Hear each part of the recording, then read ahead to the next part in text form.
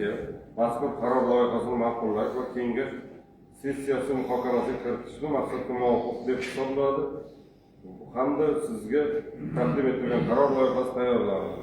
Sizlardan ushbu qaror loyihasini tasdiqlab berishingizni so'raymiz. Rahmat. Shu masala yuzasidan tayyorlangan qaror loyihasi sizlarga tarqatilgan. Agar ma'qul bo'lsa tasdiqlash uchun ovoz berishingizni so'rayman. Rozilar, qarshilar, betaraflar yo'q. Qarorga ovozdan ma'qullanadi. Kun tartibidagi ikkinchi masala bo'yicha so'z obodonlashtirish boshqarmasi boshlig'i Mirzayev Gulmurod Boshqarovich marhamat.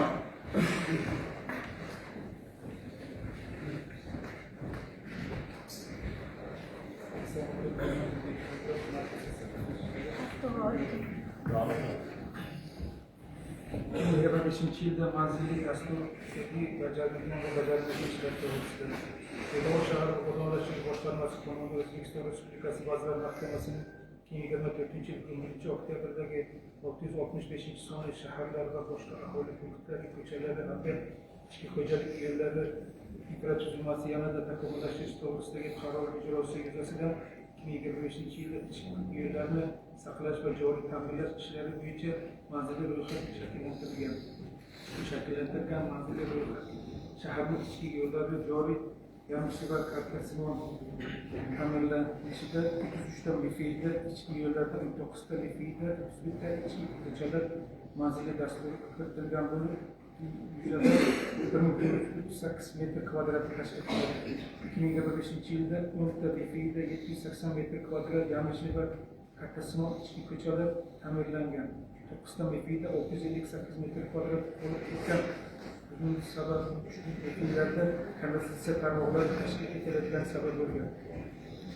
2026 yilda Begovo shahridagi ichki yo'llarni saqlash va joriy ta'minlash ishlari bo'yicha manzilli dasturni tasdiqlash to'g'risida Begovo shahar obodonlashtirish boshqarmasi tomonidan O'zbekiston Respublikasi Vazirlar Mahkamasining 2024 yil 1-oktyabrdagi 665-sonli shaharlar va boshqa aholi punktlar ko'chalari hamda ichki xo'jalik yo'llari infratuzilmasi yanada takomillashtirish to'g'risidagi qarori ijrosi yuzasidan 2026 yil ichki yo'llarni saqlash va joriy ta'minlash ishlari bo'yicha manzilli ro'yxat shakllantirildi.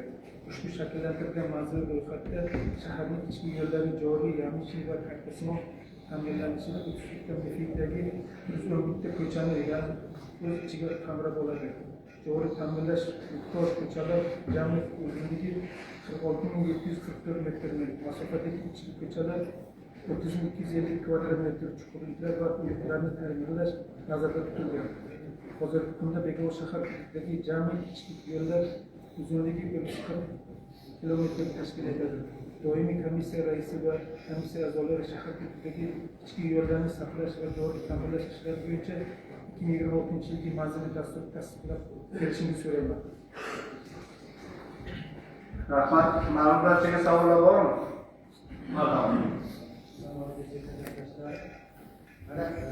O'zbekiston farmonida obodonlashtirish ishlariga tashabbus ko'rsatgan shaxslarga davlat soliq ekonomik qo'mitasidan program tavsiya etilgan. Bu amaliyotda hozirgi shaharda qo'llangan nazoratga tavsiya etilgan. Tabiat muammos.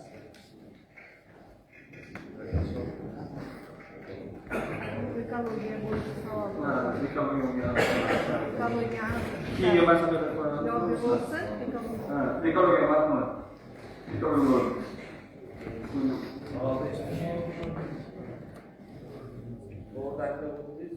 Bizni farmonda tabiat himoyasi ko'plab nishonasi etilgan. Bu bo'yicha 2025 yilda 2024 yilda Begovo shahar obodonlashtirish o'rmon xo'jaligi xodimlaridan xo'jaligi xodimlaridan jami 4 nafar shaxslar shu ko'plab nishonlarni taqdim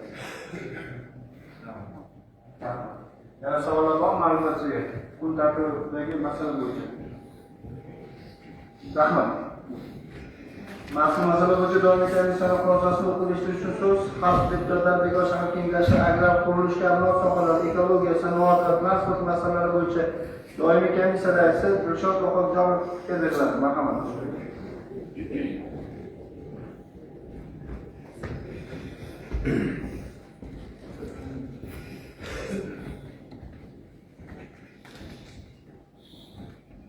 Assalomu alaykum.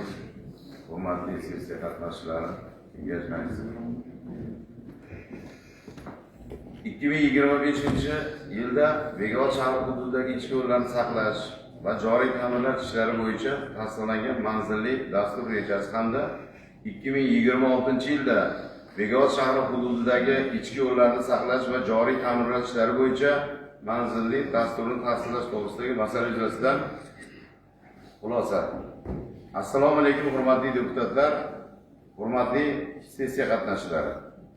Shahar obodonlashtirish boshlig'i Mirzayevning 2025-yilda Bekobod shahri hududidagi ichki yo'llarni saqlash va joriy ta'mirlash ishlari bo'yicha tasdiqlangan manzilli dastur ijrosi hamda 2026-yilda Bekobod shahar hududidagi ichki yo'llarni saqlash va joriy ta'mirlash ishlari bo'yicha manzilli dasturni tasdiqlash to'g'risidagi hisoboti agrar, qurilish, kommunal sohalar, ekologiya, sanoat va transport masalalari bo'yicha doimiy komissiyasi yig'ilishida atroflicha o'rganib chiqildi.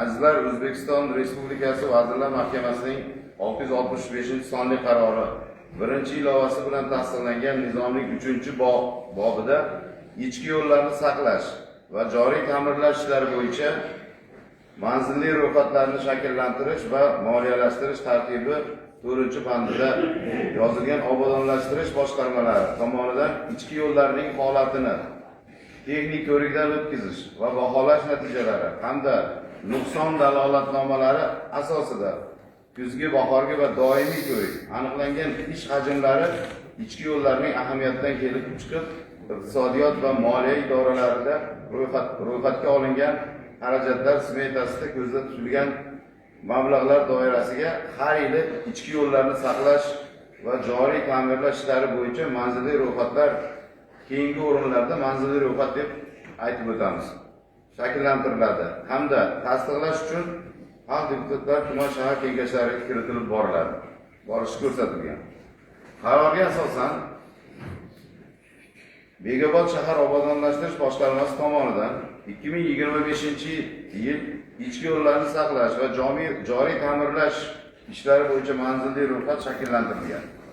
Ushbu shakllantirilgan manzilli ro'yxatda shaharning ichki yo'llari joriy ta'mirlanishida 33 ta mahalla fuqarolar yig'inidagi ichki yo'llardan 19 ta mahallada 31 ta ichki ko'chalar manzilli dasturga kiritilgan bo'lib, buni miqdori, ya'ni 100 qismi 1438 metr kvadratni tashkil qilgan. 2025-yil davomida 10 ta mahallada 780 metr kvadrat ichki yo'llar ta'mirlangan. 9 ta mahallada 658 metr kvadrat ko'chalarda oqova suv tarmoqlari o'rnatilishi sababli kechiktirilgan. Mazkur ko'chalarda ta'mirlash ishlari 2026-yilda albatta davom ettiriladi.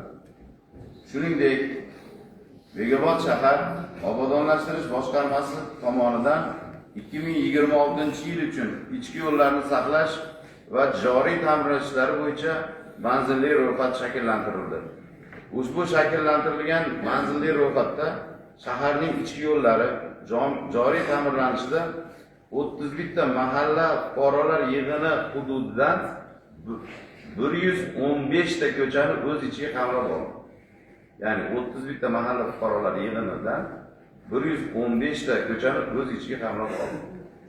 Joriy ta'mirlanishga muhtoj ko'chalarning jami uzunligi 46744 metr masofani tashkil etadi.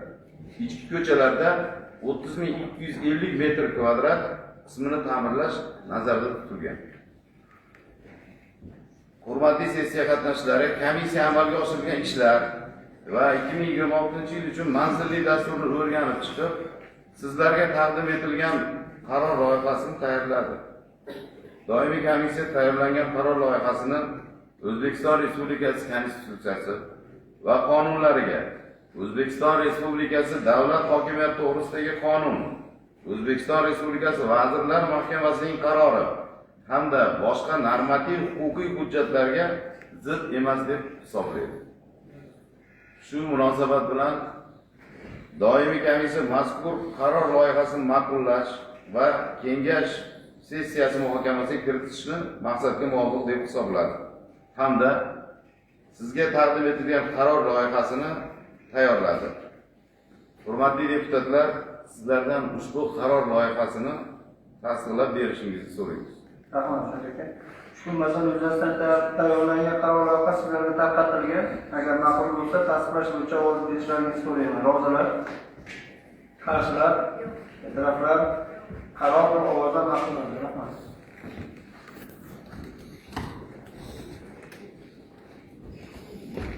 Kun tartibidagi 3-masala yuzasidan so'z Bekobod shahar ekologiya va iqlim o'zgarishi bo'limi boshlig'i Temirov Kamoliddin Usmonjonovga. Marhamat.